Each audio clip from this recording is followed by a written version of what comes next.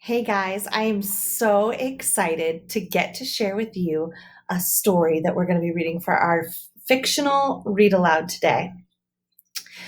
Here we go.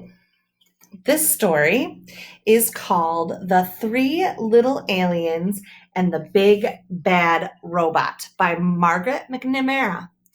Does the title of this book remind you of any other stories that maybe you've heard? The little aliens in this story are named Bork, Gork, and NKLXWCYZ. How do you think we should say that name? There's a lot of letters there. And there's really, Y is the only kind of a vowel, right? So there's no vowels in his name. So I'm going to pronounce that name Nikolitz. And I'll let you figure out if that's how you would say his name too. All right, so where do you think our story is going to take place? I'm thinking we're in space, right? So we're going to be looking at some things happening in space with our three little aliens and the big bad robot. One thing I think is really cool is there's a beautiful picture of the planets here. And their home is way over here on Mercury. And if you remember the planets, it's Mercury, Venus, Earth, the third rock from the sun, Mars, Jupiter, Saturn, Uranus, and Jupiter is that last one right there. All right, we're going to get started here. The Three Aliens and the Big Bad Robot. Once there was a mama alien who had three little aliens. They were called Bork, Gork, Nikolitz, and Nikolitz. Bork, Gork, and Nikolitz grew up in an old-fashioned house in a snug, cozy crater on a tiny little planet. As the eons passed, their house got too crowded. It's time for you to go out into the universe and find a planet of your own, their mama told them, giving each a hug. But remember, watch out for the big, bad robot. It wants to chew you up. So Bork, Gork, and Nikolitz took off.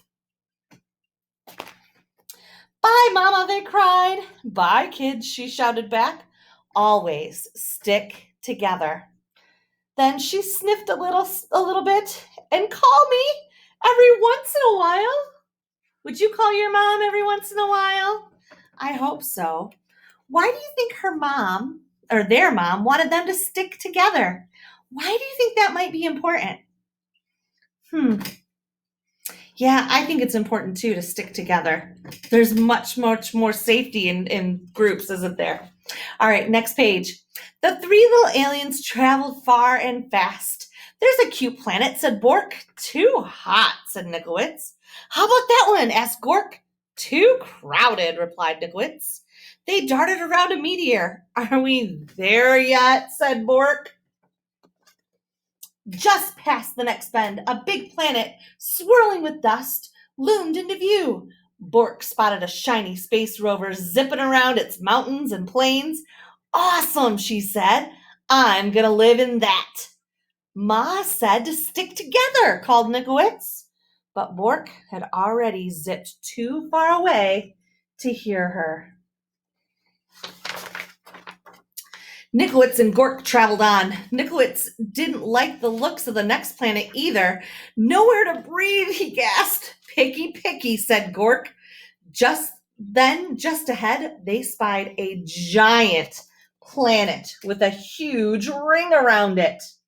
What planet do you think that is? He jumped on a passing satellite and caught a ride on a ring. Whee! He squealed. This is what I call home.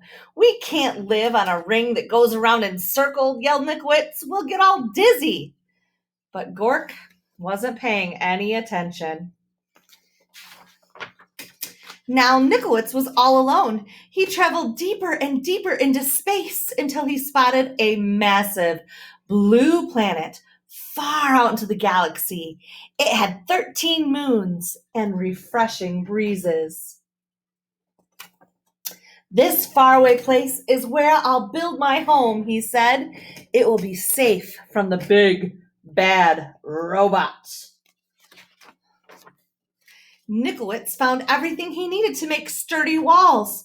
He gathered stardust to keep his home bright and found solar panels to keep it warm. Then he grabbed a tall, shiny telescope. This'll do for a chimney, he said, though no one had heard him. Rock by rock and row by row, Nikolitz built the perfect house. When he was finished, he sat down and locked the door. His house was not very zippy or cool, but it was very safe, and there was room enough for all three little aliens. I hope they come to visit soon, said Nikolitz. What items did he use to build his house? What's unique for this setting of the story that he would not likely be used to build a house if he was settling someplace different? Can you think of that? What in this setting made this story different? Why? What items did he have to build his house out of? Can you name them all? Pretty cool. Then one galactic dawn, there was a rumbling in the universe. Geek, bulk, meep, peedly deep, orc, eep. Alexa off. Oh, here comes the big bad robot. Bork was so busy on her swirly red planet. Did you see that robot? Oh, she was so busy on her red planet that she couldn't hear Robot's call. She didn't feel its giant footsteps as it leapt from star to star. And she didn't see the robot. Oh, what do you think's going to happen? Little alien, bleeped the robot. Pull over. Not by the wheels of my trusty space rover, called Bork bravely. Then I'll crack and smack and whack your house down, meeped the robot. Oh no! And just like that, the robot cracked and smacked and whacked Bork's shiny rover into 100 pieces. As far as the speed of sound, Bork jetted away. The robot close behind her, just as the robot was about to eat her up, she spotted Gork's satellite house. Gork! Help me, she cried. Oh no. Do you think he'll help? Do you think he'll be able to? Oh, I don't know. What's going to happen next? But Gork was having so much fun surfing on the rings of his giant planet that he didn't hear Bork's cries. He didn't see the robot chomping on comets and ripping open black holes until the big, bad robot caught Gork's satellite in his huge metal claw. Little alien, it Boinked, come out of hiding. Not by the orbit of this ring I'm riding, cried Gork stoutly. Then I will shatter and clatter and scatter your house down, Gork the robot.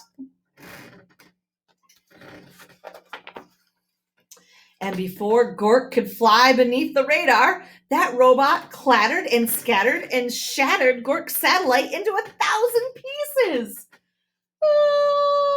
Where will they go next? Gork barely escaped. Over here, called Bork, stick together. At the speed of light, Bork and Gork blasted out into space, with the big bad robot getting closer all the time. Where can we hide? Asked Gork.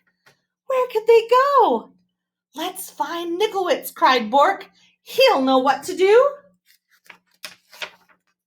Nikolitz had heard the robot's roar. He had seen what was going on with his brother and sister through his telescope, and he was ready. He flashed his solar panels halfway across the universe. There he is, cried Bork and Gork as they zoomed to Nikolitz's house as fast as a hurtling asteroid. Get inside, cried Nikolitz. No time to waste. No sooner had Bork and Gork slammed Nicolet's solid space rock door than they heard the robot rumbling. Little alien, he quaked. Let me come in. Not by the slime on my chinny chin chin, cried Nicolets. Then I will smack and crack and whack your house down, zeeped the robot. The big bad robot bashed and crashed Nicolet's strong, solid house, and nothing happened. Then it pounded and smashed really hard. Not a crack. Then it loaded up its triple blaster and zapped that house, but good. That house would not fall down. The aliens covered their ears and waited for the robot to chomp them. So the robot forced its way into the little alien's house, right down the chimney. But halfway down the telescope, that robot got stuck tight. It strained and struggled. It moaned and groaned. Nicolets's house shook and shuddered, but it did not fall down. It did not. The robot gave one more mighty cry and burst into 1,000 pieces. Cool, said Bork. Awesome, said Gork. Just as I planned, said Nicolets. There's just one thing missing. What do you think that one thing is that's missing?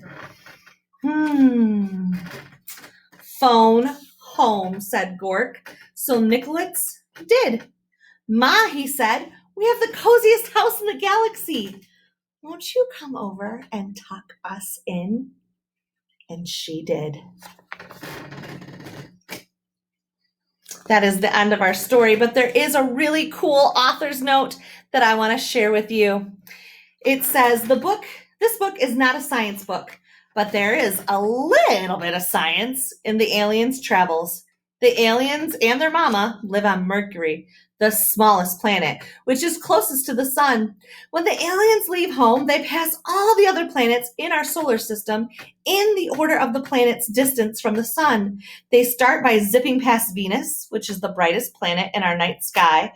Next, they passed Earth, our home, the watery blue planet. And after that comes Mars, the red planet.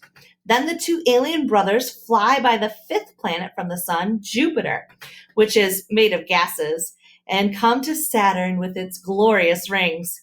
The last little alien passes Uranus, whose atmosphere is icy, and finally settles on Neptune, where winds blow as fast as 1,290 miles per hour, the farthest planet from the sun. Mark Fearing researched the planets. Mark is the illustrator of our story, and based their coloration on photographs provided by NASA. All 8 planets are shown on the end papers. Though the distance between them is not to scale. For more information about our solar system, you can visit www.nasa.gov. And here are those beautiful planets.